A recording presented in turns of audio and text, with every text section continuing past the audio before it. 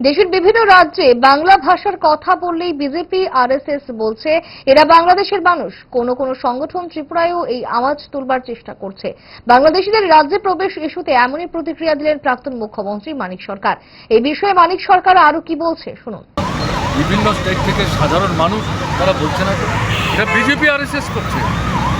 বাংলা ভাষায় কথা বললেই বলছে এরা বাংলাদেশের মানুষ, এবং এদের মধ্যে বিশেষ করে তারা খুঁজবার চেষ্টা করে যারা মুসলিম।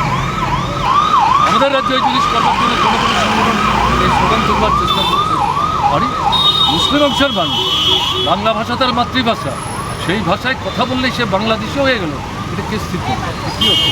এটা কিছু না। আমি একটু আগে আমার বক্তব্য রাখার সময় যেটা বলছিলাম, মুসলিম বিদ্বেষী এবং দলিত অংশের বিদ্বেষী, মহিলা বিদ্বেষীর দৃষ্টিভঙ্গি নিয়ে আরএসএস ভারতবর্ষে নতুন যে ধরনের সংবিধান তৈরি করার চেষ্টা করছে, এই ভাবনা নিয়ে তারা নানা কর্মসূচি হাতে নিচ্ছে। তার মধ্যে এটা একটা অন্যতম, এবং বাংলাদেশের ঘটনার পরিপ্রেক্ষিতে এটাকে তারা ইউটিলাইজ করার চেষ্টা।